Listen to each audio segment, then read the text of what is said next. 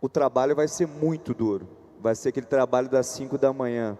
Máquina pública travada, as emendas parlamentares dominando o orçamento público, uma tensão grande entre judiciário, executivo e legislativo. E eu diria que um grande pacto entre a sociedade deverá ser refeito entre executivo, legislativo, judiciário e o empresariado, porque numa sociedade onde todo mundo está defendendo o seu, não vai dar certo, a gente vai bater no buraco. Então, é com esse espírito que eu abro esse bate-papo, sem muito rodeios, perguntando objetivamente, governador Ratinho Júnior, você que é gestor público, assim como o Caiado e o governador Tarcísio de Freitas, tem jeito? Bom dia a todos. Quero cumprimentar aqui o Rafael Furla, a XP, por esse grande evento. Cumprimentar meu colega, amigo, governador Tarcísio, governador Caiado, grandes colegas e amigos que nós vamos fazendo ao longo da vida pública. Agradecer as palavras, Furla, pelo falecimento da minha avó, mas a gente tem a missão de estar aqui para debater o Brasil e, de alguma maneira, colaborar com o nosso país. Eu acredito que o Brasil está num momento muito difícil, né? Nós estamos acompanhando o que vem acontecendo. Eu aprendi com um capixaba, que inclusive que é teu conterrâneo, Paulo Artung, com o ex-governador Paulo Artung, que é uma pessoa que eu admiro e gosto muito, que quem não cuida das contas, não cuida dos mais humildes, não consegue cuidar das pessoas. E acho que os governadores que estão aqui representados, todos eles fizeram a sua lição de casa de poder enxugar a máquina pública, trazer mais eficiência, né, trazer mais modernização da máquina pública. Me dá um exemplo que você fez no Paraná na prática. Olha, em 2019, quando eu assumi o governo, eu diminuí as secretarias em 50% praticamente, diminuindo os cargos comissionados, e desde atos simbólicos, por exemplo, como entregar jatinho que era alugado, que custava 5, 6 milhões por ano, acabar com a aposentadoria de ex-governadores. São coisas que são simples, mas que representam de forma simbólica, e você vai descendo, né, aí gradativamente para as questões mais macros, né, como, obviamente, fazer concessões, PPPs, privatizações. Eu tive a honra de ser o governador Até em escola você fez. Você tomou muita porrada por ter feito concessão em escola? Sempre, o Brasil, ao longo do tempo, ficou muito com o discurso de que a iniciativa privada não pode prestar serviço público. É um vilão. Que é um discurso mentiroso, né? O mundo inteiro faz isso. Os Estados Unidos está cansado de fazer isso há muito tempo, a Europa, a própria Ásia e países como a própria China traz empresas privadas para fazer muitas vezes prestação de serviço público. Então nós enfrentamos esse tipo de discurso e nós fizemos as concessões, privatizações, PPPs que são necessárias, e eu tive a oportunidade de ser o governador ao longo dos últimos 6 anos que mais pisou na Bolsa de Valores, inclusive na área educacional. Nós criamos o Parceiro da Escola, onde eu trouxe instituições educacionais para fazer a gestão de escola pública. Nós temos o maior pacote de escolas hoje com a gestão privada prestando um serviço público. Você tem uma série de exemplos muito boa, mas eu queria voltar agora para o governador Ronaldo Caiado, estado do Goiás. Caiado, quando você entrou lá em 2019 no governo, foi sua primeira experiência no executivo, depois de uma longa carreira parlamentar que foi deputado, senador, e o estado do Goiás também está numa situação fiscal um pouco complicada. Hoje no Brasil, a carga tributária já é 40% do produto interno bruto. Alguém aí aguenta pagar mais imposto, gente? Ninguém aguenta, você é tão bom de pagar, não dá para pagar mais imposto não. Só dá para fazer ajuste aumentando imposto? Conta para a gente como é que foi no... Bom, em primeiro lugar, muito obrigado aqui mais uma vez, a segunda vez que participo desse fórum. Agradecer aqui a presença do nosso colega, o Ratinho, com esse esforço pessoal que todos nós aqui aplaudimos. O Furla, essa pessoa querida e conhecida de longa data. E o Tarcísio, que é uma pessoa que sempre mostrou a sua capacidade, não só de gestão à frente do Ministério, como também à frente do governo. E Goiás reconhece aquela grande privatização que foi feita da ferrovia Norte-Sul, que não acabava e que de repente passou a ser uma realidade para Goiás. Mas dizer a vocês uma coisa só. Você estava perguntando, Furla, que algumas medidas elas serão antipáticas. Eu quero dizer a vocês que eu não concordo bem com isso. Que a primeira medida que eu vou tomar, eu acho que ela é extremamente simpática, que vai ser derrotar o Lula. É a primeira. Certo? Então, essa é a primeira medida, vai ser derrotar o Lula. Então, essa aí, ela está vendo que... A segunda medida, é lógico que são as ações que nós temos que fazer e que todos nós sabemos fazer.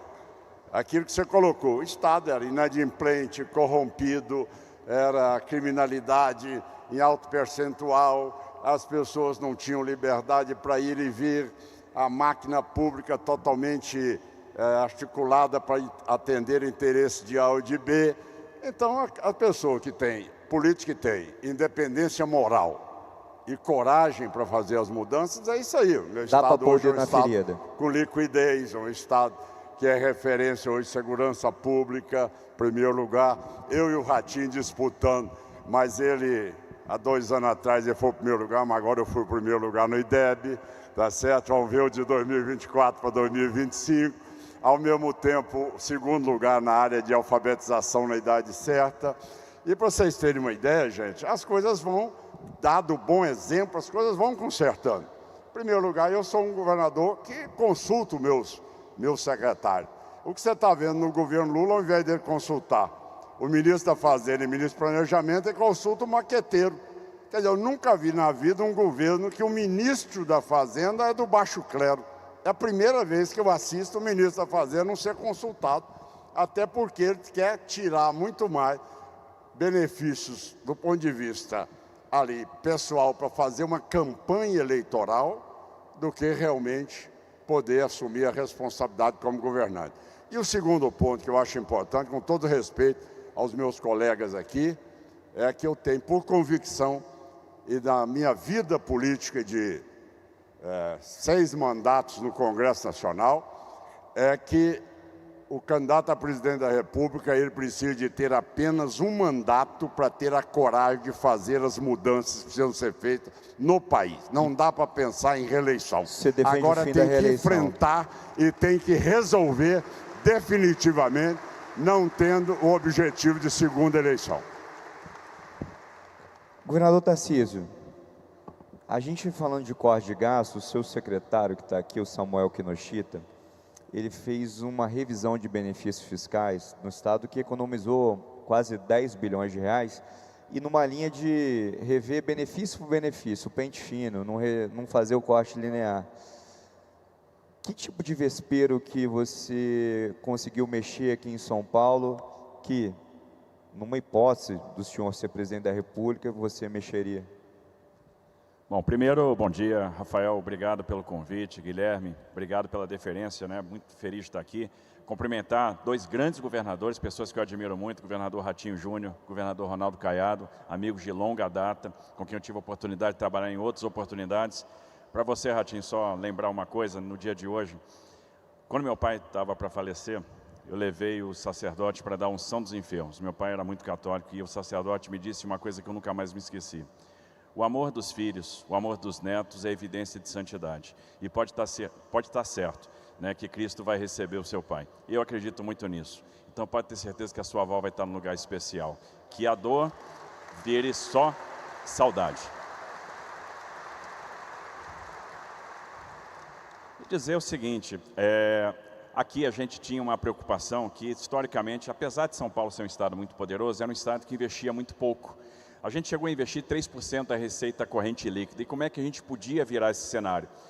Aí a gente lançou o São Paulo na direção certa. Um programa que era bastante abrangente, a gente começou fazendo corte de cargos comissionados, fizemos uma reforma administrativa, aprovamos essa reforma administrativa na Assembleia, desvinculamos receita, e todo mundo dizia para mim, Tarcísio, não é possível desvincular receita. Todo mundo aqui entende desvincular receita, só para fazer um parêntese, tocar a máquina pública, como eles tocam, é como se você tocasse uma empresa, onde você não pode demitir, você não pode realocar despesas, 98% do orçamento público, ele é fixo. E desvincular, a gente está falando aqui de saúde, educação, dos pisos, é uma maneira de dar um pouco mais de maleabilidade para o gestor público, porque em alguns momentos a população precisa de mais saúde, mais educação. Só que toda vez, quando você vai fazer uma medida dessa, pinta-se de impopular. Ah, ele é contra a saúde. Ah, ele é contra a educação. Isso empobrece muito o debate na política brasileira. Não, e a gente fez essa revisão. A gente conseguiu desvincular a receita, criou espaço para fazer mais investimento. Encaramos a questão das concessões, das privatizações. Privatizamos empresas de energia, EMAI, privatizamos a nossa empresa de saneamento, a Sabesp. E era interessante que na época o pessoal dizia, olha, é impossível privatizar a Sabesp no tempo que vocês estão falando que vão privatizar. 1 ano e meio. Em julho do ano passado, a gente privatizou a Sabesp e fizemos essa revisão de benefícios tributários. O pessoal dizia, vai ter muito barulho, etc. A gente foi comunicando, foi conversando e foi mostrando que alguns benefícios se tornaram obsoletos, que a gente estava deixando dinheiro na mesa sem trazer emprego, sem trazer, no final das contas, geração de riqueza, sem trazer oportunidade, e o resultado vem muito rápido. O resultado é que a gente chegou a investir 3% da receita corrente líquida. Esse ano, a gente está investindo 14% da receita corrente líquida. Então, quando na gestão pública, quando você toma medidas duras, lá na frente isso vai se tornar benefício para a população? Se torna benefício, o resultado vem rápido, as pessoas sentem. Olha, esse ano a gente estava fazendo, agora, nessa semana, fizemos o balanço de 1 ano de privatização da Sabesp. Em 1 ano, 410 mil ligações de água potável. Imagina 410 mil famílias em São Paulo que não tinham água potável. 542 mil ligações de esgoto. Isso significa tirar 70 bi que a gente se comprometeu até 2029 para fazer a universalização.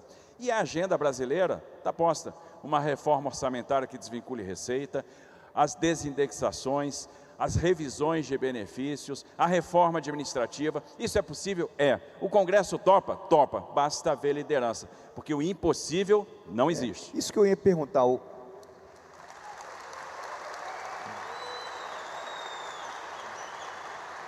Isso que eu ia perguntar, quando você era deputado, Caiado, você tinha quanto de emenda? Presta atenção. Deixa eu concluir minha pergunta. Porque é o seguinte, hoje a caneta do presidente da República, ela é um pouco mais leve, porque vamos trabalhar com estímulo, né? O deputado federal, o senador, eles têm as emendas impositivas. Então, antigamente o mecanismo do presidencialismo era, ó, vota nos meus projetos que eu libero as emendas para aqueles projetos. Hoje o parlamento não depende muito de vocês que podem estar lá. Como é que faz essa gestão? Como é que motiva e convence ao parlamento brasileiro votar em medidas impopulares? Começa, Caiado. Bom, na minha época, 24 anos no Congresso, deputado e senador da República, nós tínhamos ali 1,5 milhão não impositivo. Ninguém ligava para isso.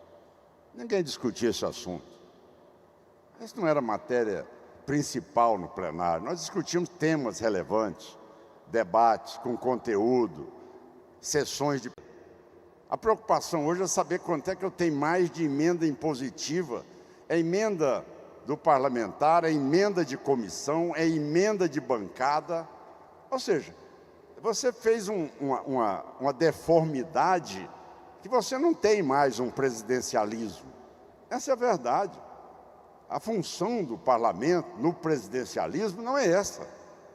É de legislar, mas de acompanhar a aplicação do orçamento.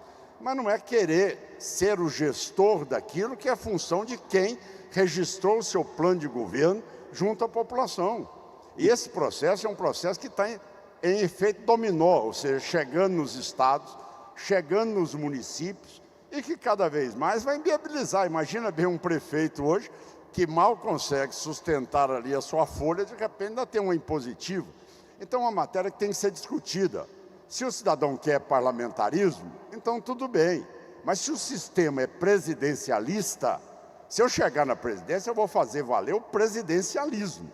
Quem vai mandar sou eu, porque quem botou o projeto para ser aprovado pela população foi eu como candidato. Ratinho, no Paraná, como que você faz com essa questão das emendas dos seus deputados estaduais e da bancada federal do Paraná?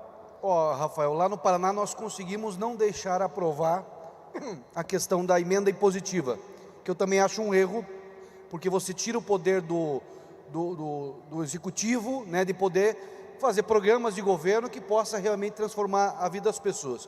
O que nós construímos lá foi um ambiente em cima de programas de governo. Então eu tenho os programas de governo. Vou dar um exemplo para você. Nós temos lá o programa Asfalto Novo, Vida Nova. O maior programa de urbanização da América do Sul, quem está fazendo é o Paraná. Nós estamos asfaltando 100% com galeria, calçada, iluminação de LED em 100% das cidades, de 323 cidades de uma só vez, investindo 4 bilhões e meio, dinheiro do caixa do Estado, juntamente com um pedacinho da Assembleia Legislativa. Nas economias da Assembleia Legislativa, eles me devolvem o dinheiro e nós criamos um programa para fazer com que a gente tire da poeira a Dona Maria, tire da poeira o Seu Zé, enfim, faça um grande programa de urbanização. E muitas vezes, a grande falha dessa emenda, desse orçamento impositivo, é que ele não está em cima de programas de governo. Então cada deputado coloca o dinheiro onde ele acha que é bom. Às vezes comprar equipamento não sei para quê, outro é para reformar um alambrado de estádio de futebol, coisas que não transformam a vida das pessoas. Então o erro está nesse sentido. Agora, a discussão que nós estávamos fazendo sobre a questão da redução da máquina pública, e muitas vezes a gente fica naquele debate de faltar dinheiro para fazer as coisas.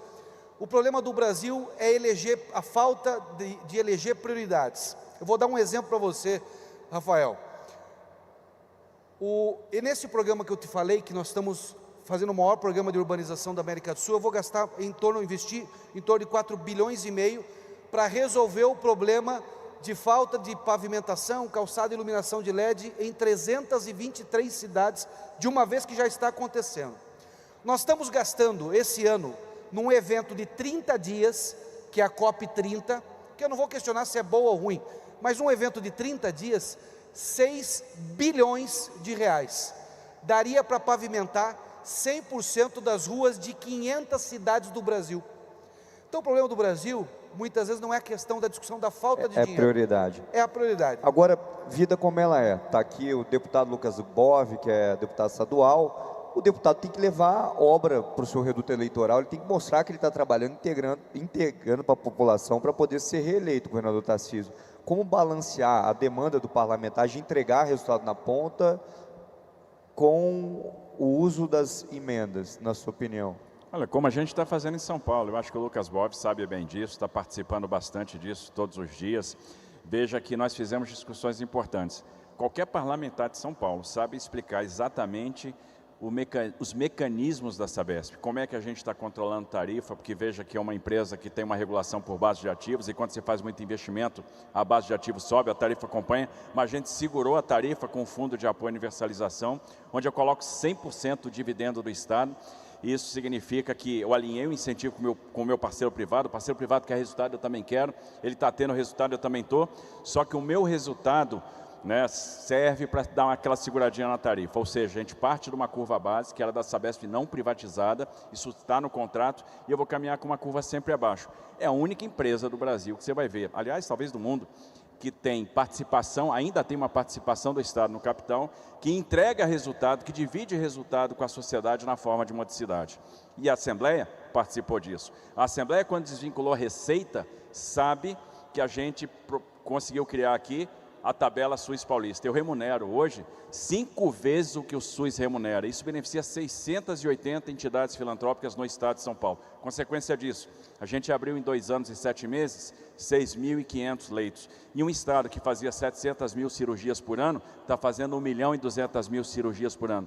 E eu acredito isso a cada evento, onde eu vou, aos parlamentares. A gente explica para os parlamentares cada resultado. E os parlamentares, por sua vez, obviamente, estão trazendo investimento para as suas bases, mas sabendo os limites. Eles são partícipes do governo, partícipes do resultado. E aí a gente criou um ambiente de harmonia. Então, levou um tempo para ajustar, para eles entenderem como é que a coisa ia funcionar, se entendeu, e eu diria que São Paulo dá um grande exemplo, onde os poderes funcionam de forma independente, de forma harmônica, visando o resultado. Porque quando a gente foi privatizar Sabesp, quando a gente foi criar a tabela SUS, nas ações da Cracolândia, sentou na mesa Ministério Público, sentou na mesa do Judiciário, sentou na mesa Assembleia, e todo mundo sabe para onde o Estado está indo, e os parlamentares são protagonistas dos resultados do governo do Estado de São Paulo. Eu queria pedir um favor aqui. Produção, acende a luz aqui. Eu queria fazer uma pergunta. Aqui tem gente de todos os estados do Brasil. Levanta a mão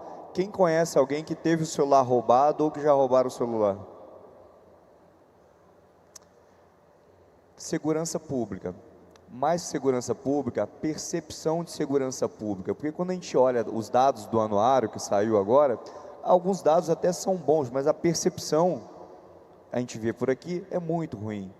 Caiado, está tramitando uma PEC da segurança pública. Eu queria, de forma rápida, que a gente já está no tempo adiantado, qual é a sua opinião e como é que você enxerga a questão de segurança pública no Brasil? Bom, muita gente que está aqui, às vezes está me vendo pela primeira vez, ou nunca me viu. Eu sou médico, sou cirurgião. Então, o caos era total no meu estado. Não tinha dinheiro para nada. Folha atrasada, corrupção, criminalidade, Comando Vermelho tomando conta de uma parte, PCC de outra, e outras facções também. Enfim, você não podia andar na rua, você assaltava a caminhonete, não tinha seguradora que fizesse seguro de nenhum automóvel a diesel, propriedade rural sendo assaltada, sequestrada, o cidadão tinha um comércio, tinha que pagar pedágio para o bandido, o entorno de Brasília tinha as 4 cidades mais violentas entre as 10 do país, enfim, aquele colapso total. E naquela hora eu tinha que escolher um caminho, né? E fazendo essa análise toda, foi ali que às vezes alguns aí me lembram disso, é que eu no primeiro dia meu de governo, eu disse, olha, o bandido muda de profissão, muda do estado de Goiás. E a partir daí, eu passei a poder fazer uma política intensa, forte, realmente de resultados, fazendo com que presídio fosse presídio, ali faccionado não tem visita íntima, tá certo? Não tem visita íntima, ali não tem aquela arguição com o preso, com o advogado também, com todo respeito, minha família é quase toda de advogado, mas com os faccionados é gravada, tá certo? Montando um sistema de rigidez no cumprimento da pena, com toda a condição dele poder se ressocializar, mas vocês sabem que aqueles que se dão por batizados, eles não aceitam nem serem ressocializados, e com este trabalho que nós fizemos, deixando a nossa polícia trabalhar, dando condições para ela trabalhar. Muita gente, às vezes, eu respeito a opinião, a pessoa acha que, olha, vamos deixar com que haja câmara aí no policial, tá certo? Então eu respeito a posição, mas agora eu quero dizer a vocês para experiência, tá certo? O policial você tem que ter uma corregedoria austera, séria, mas é deixar a sua polícia trabalhar. E hoje eu posso dizer a vocês que nós temos hoje, graças a Deus, um estado que ele é liderança no país hoje, na segurança pública, e graças a isso os empresários estão indo para Goiás, as pessoas estão vivendo uma vida com maior tranquilidade. Só um dado a mais que foi soltado pelo Poder 360. O ano passado foram 34 mil carros blindados. Este ano, até o primeiro semestre, já são 24 mil carros blindados. As 2 empresas de carro blindado em Goiás quebraram. Não tiveram mercado mais para poder viver lá no estado. Então isso mostra que segurança pública é a maior demanda da sociedade hoje em todas as pesquisas que são feitas. Não dá para tratar desse assunto, tá certo?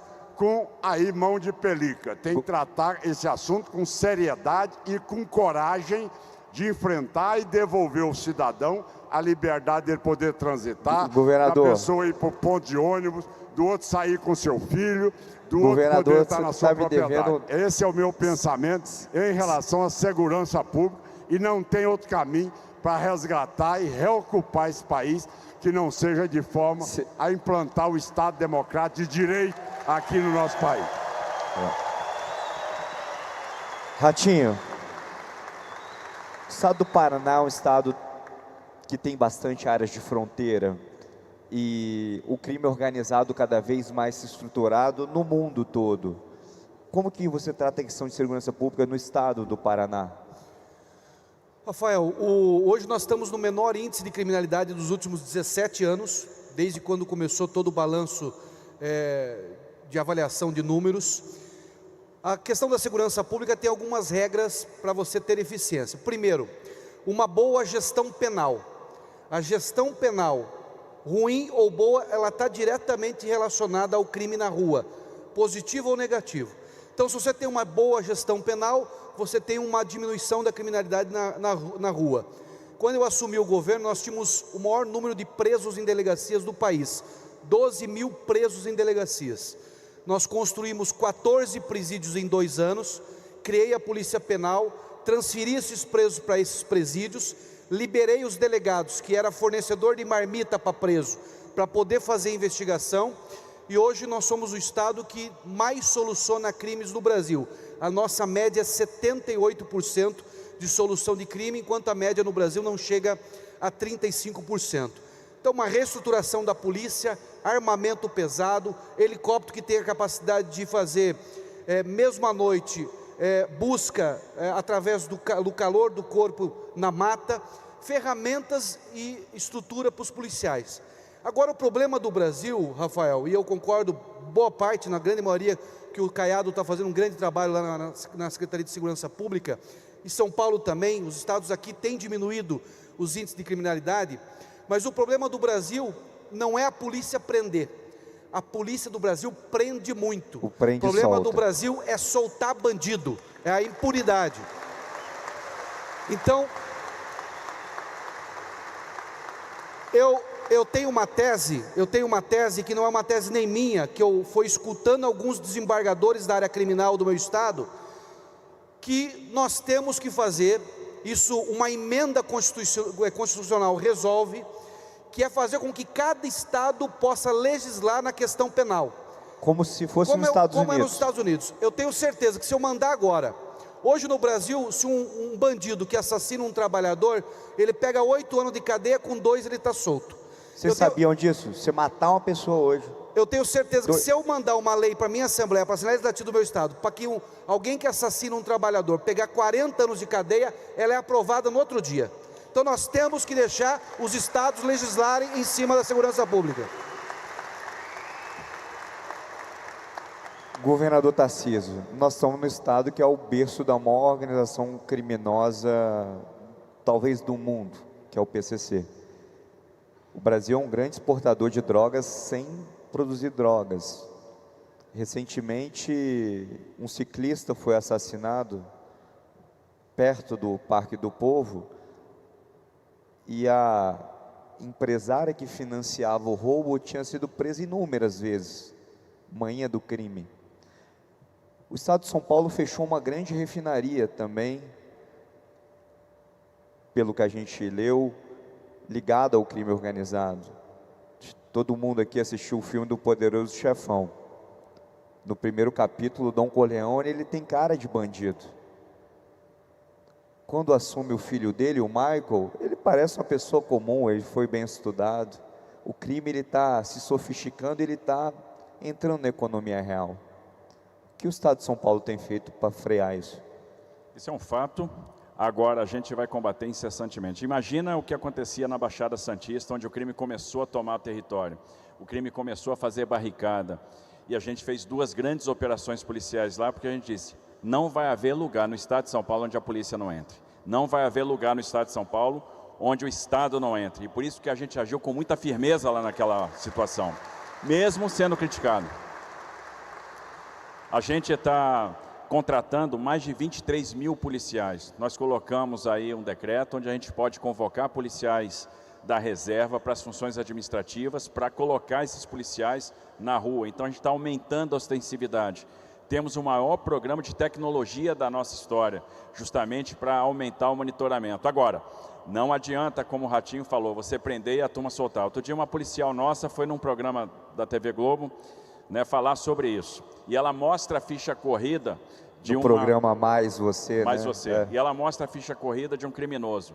16 vezes. A gente já chegou a prender aqui, ladrão de celular, e o celular é uma chaga, 33 vezes. E esse cara ser solto.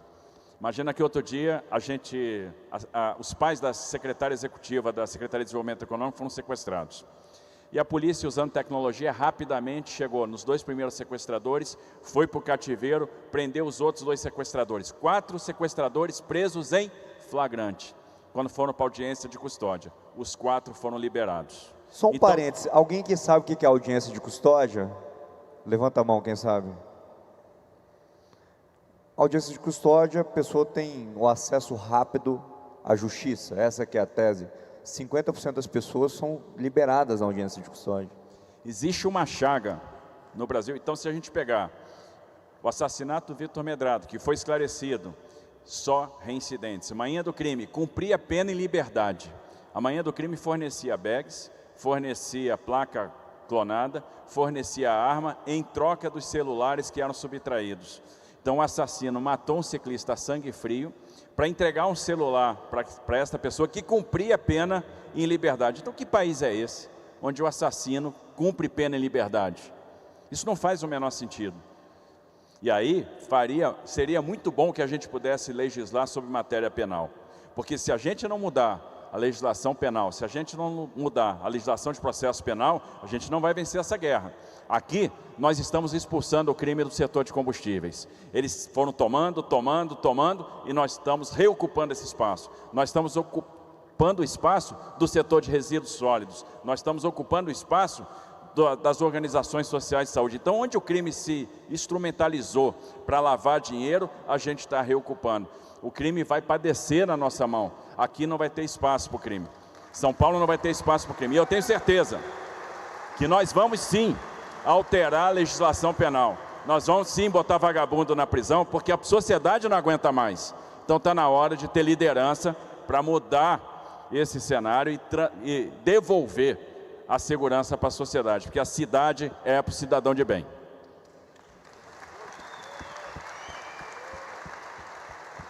Governador Ratinho, tem uma pessoa que a gente tem uma admiração em comum, que é o ex-governador do Espírito Santo, Paulo Artung. E certo dia eu estava conversando com o Paulo e ele falou que muitas eleições que ele venceu e que quando você está com a caneta na mão, você é o governante, quanto mais distante o processo eleitoral for, é melhor, porque você está com a caneta na mão.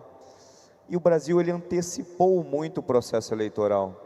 Em que medida isso atrapalha discussões profundas que a gente tem que ter? Por exemplo, a gente está no meio da discussão da tarifação do Trump, que não afeta só o Brasil, outros países também, mas Paraná, São Paulo e o estado de Goiás são afetados diretamente.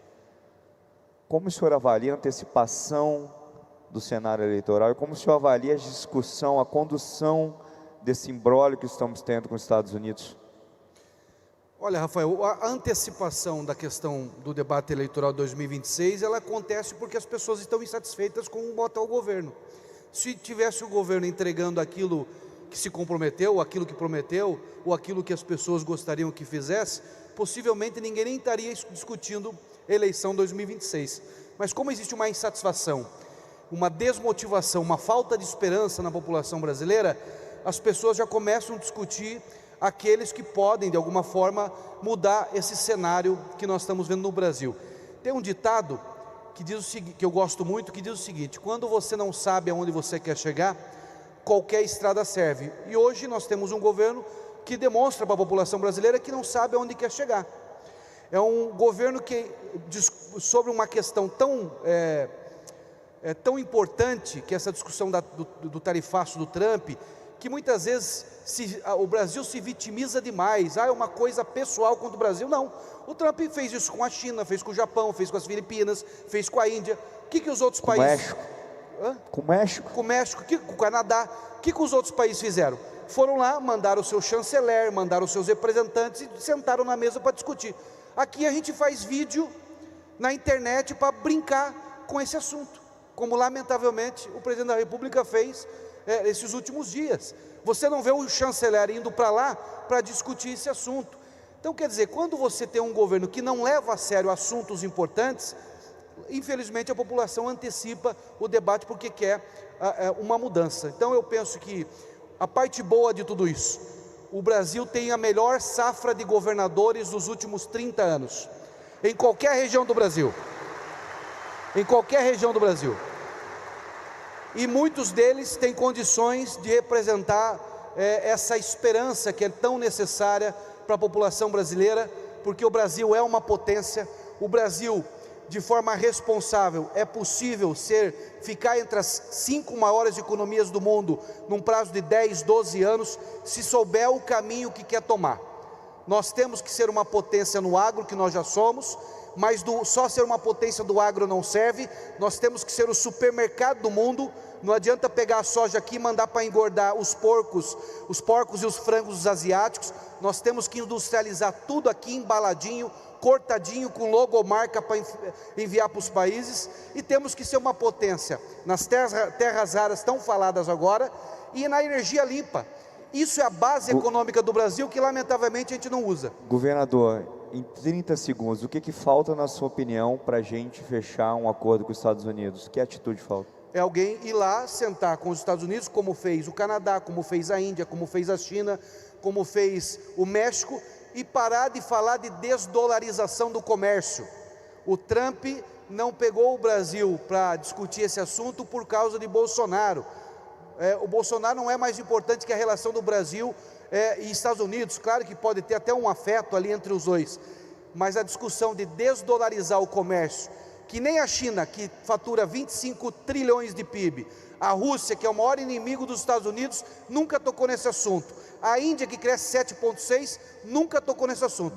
Aí foi um brasileiro querer falar de desdolarização do comércio. Quer dizer, uma falta de inteligência.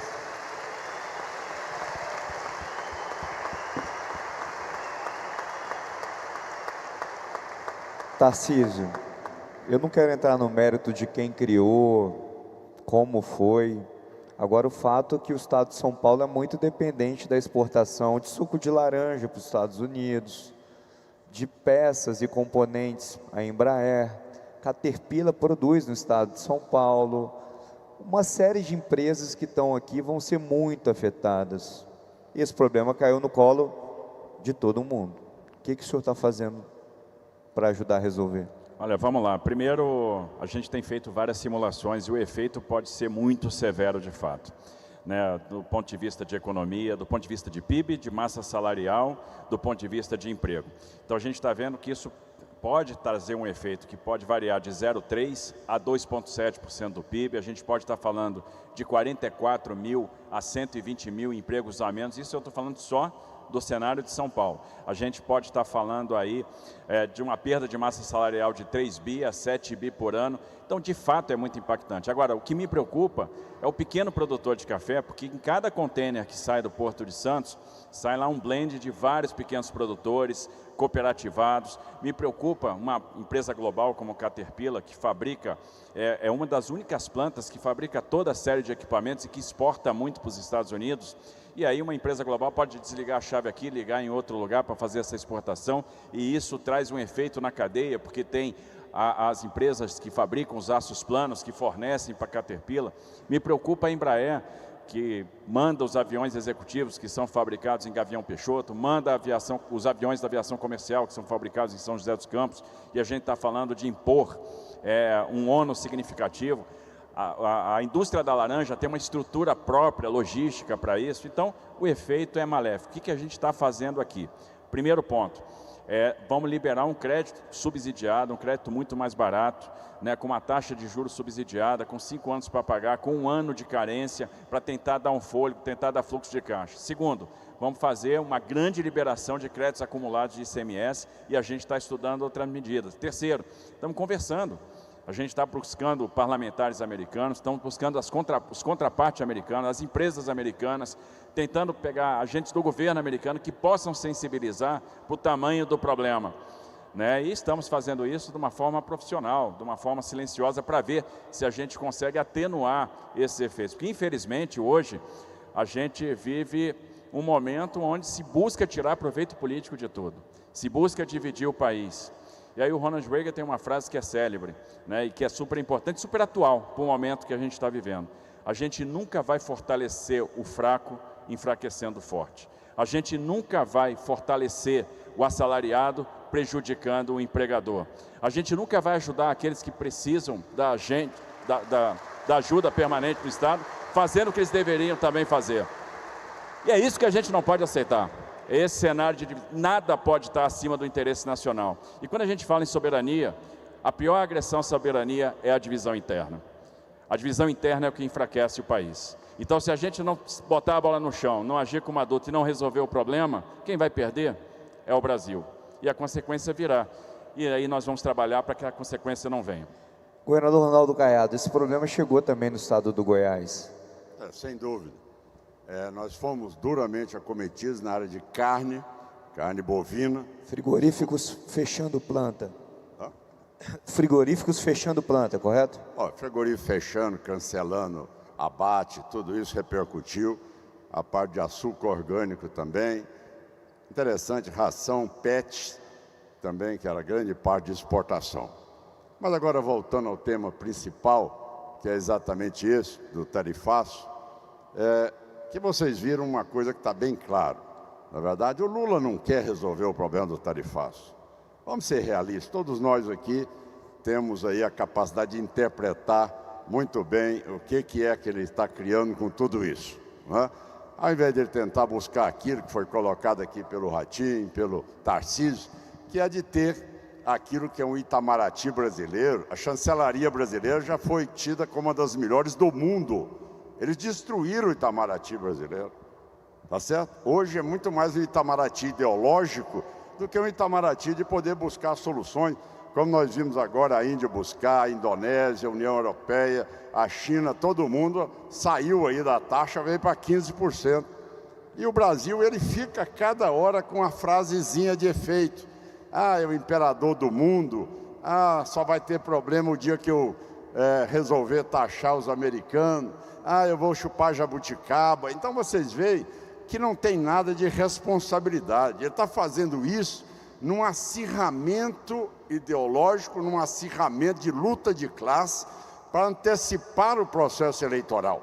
Quem é o Lula para falar de soberania, gente? Pelo amor de Deus, é o maior entreguista do mundo. Estava lá batendo palma para os russos invadindo a Ucrânia, tá certo? Quem é um homem desse para falar em democracia, afrontando o Milei ali agora há pouco, lá, indo na casa da Cristina Kirchner, lá dizendo que ela deveria ser liberada, que é um absurdo.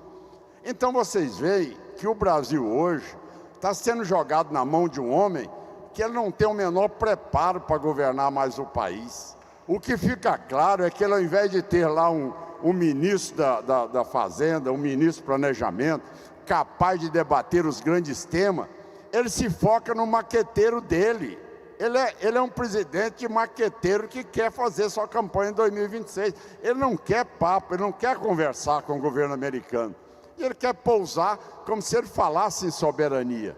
Então, soberania, nós sabemos muito bem se o Brasil é dos brasileiros, sim, mas o Brasil não é do PT, tá certo? O Brasil é dos brasileiros. Por exemplo, nem eu, nem o Tarcísio, nem o Ratinho, nós não fomos consultados para tomar essa posição, não. E nós, governadores, estamos sofrendo por uma irresponsabilidade do seu Lula, que até hoje não mandou ninguém para fazer o trabalho da chancelaria. Quem está sofrendo somos nós três. Aqui é problema na carne, é problema na exportação e dele também. E vem cá, e a nós? Nós estamos de acordo com essa postura dele? Não, não estamos não. Tá certo? Então os governadores têm que ter poder de decisão nesse assunto também. Não é querer decidir por Goiás, por São Paulo, pelo Paraná e pelos outros estados. Esta é a afronta que tem sido feita a nós. Caiado, outro dia desse, eu estava no interior do Paraná, em Camberaí, correto?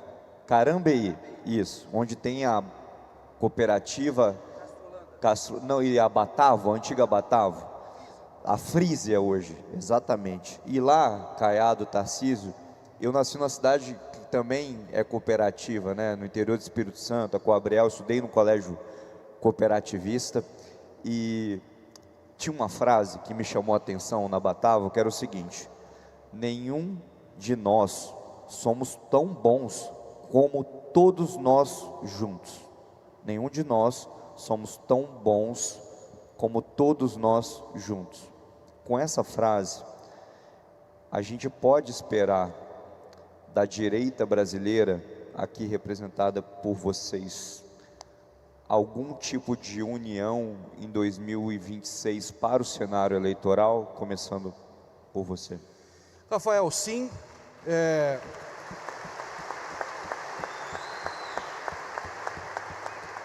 Primeiro um ponto positivo.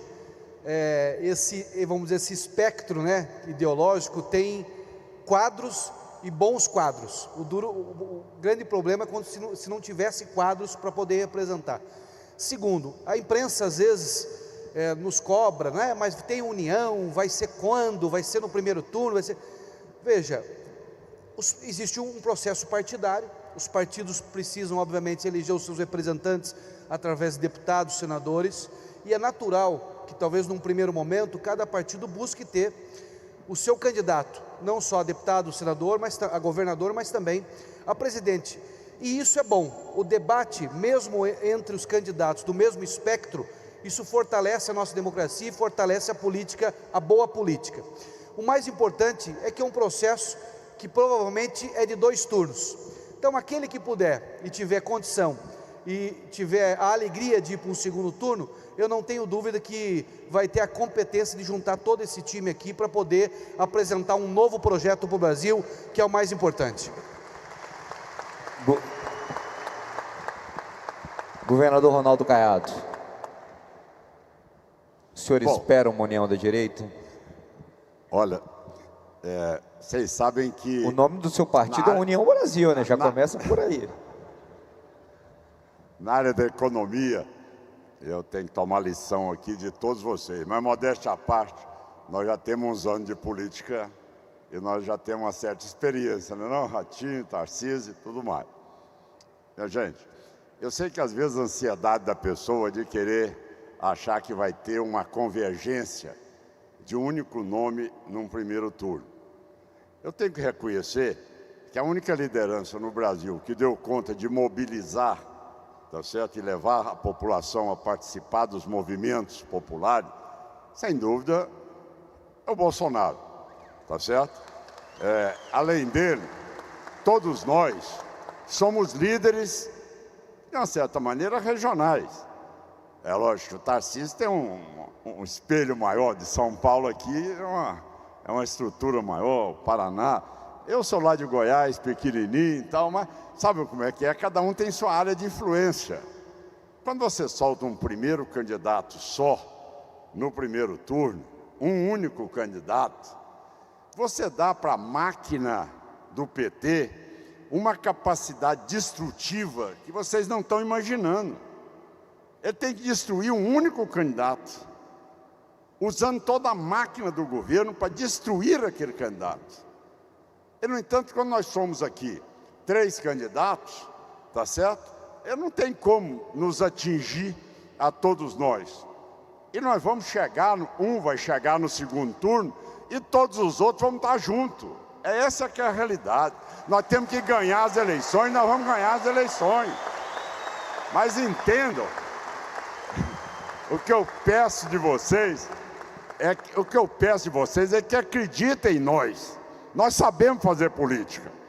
Tanto é que nós sabemos governar nossos estados. E nós governamos com a participação da Assembleia Legislativa, com o Tribunal de Justiça, com o Ministério Público, com o Tribunal de Contas, com a Defensoria Pública. Ninguém governa no autoritarismo. Nós dialogamos e desenvolvemos o Estado. Agora, vocês precisam de acreditar em nós. Nós vamos saber ter um primeiro turno e no segundo turno, se Deus quiser, nós vamos dar conta de mostrar que a direita brasileira vai ser vitoriosa, se Deus quiser, nessa eleição.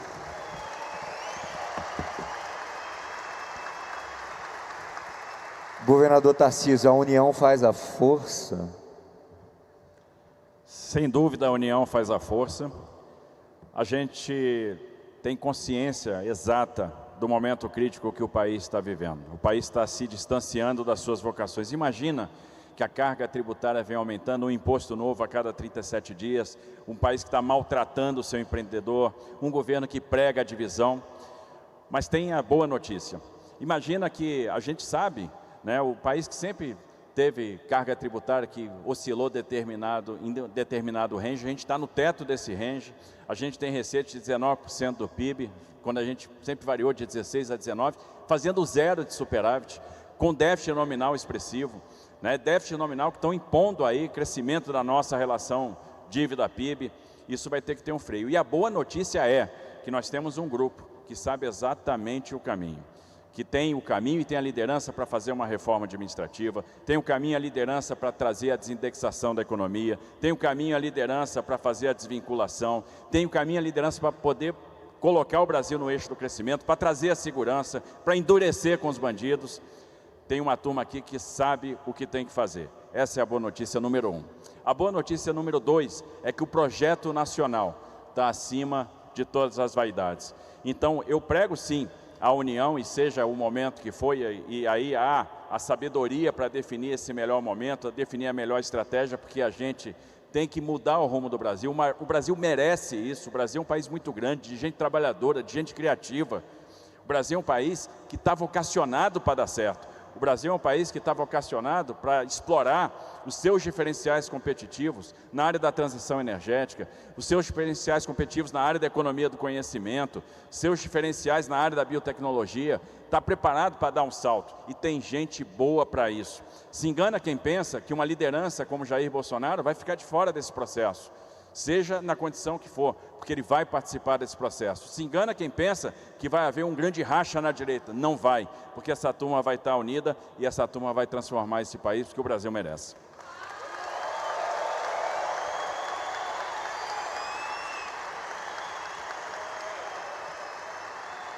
Meus amigos e minhas amigas, estamos num momento onde vamos passar por uma eleição e talvez a maior lição que a gente tenha tido nos últimos anos foi para que a gente se envolva no processo. A omissão custa muito para a gente, custa em segurança pública, custa em saúde, custa no aumento de impostos de todos nós. Portanto, é importante que todos aqui, no seu espectro, seja na Câmara dos Vereadores, na Prefeitura da sua cidade, no governo estadual, no deputado estadual, no governo federal, nos Rotary Clubs, nos Lions Clubs, nas associações comerciais, se envolvam, debatam, porque só assim a gente vai construir um país bom e justo para todos. É com essas palavras que eu termino, pedindo uma salva de palmas aos nossos panelistas e uma boa Expo para vocês.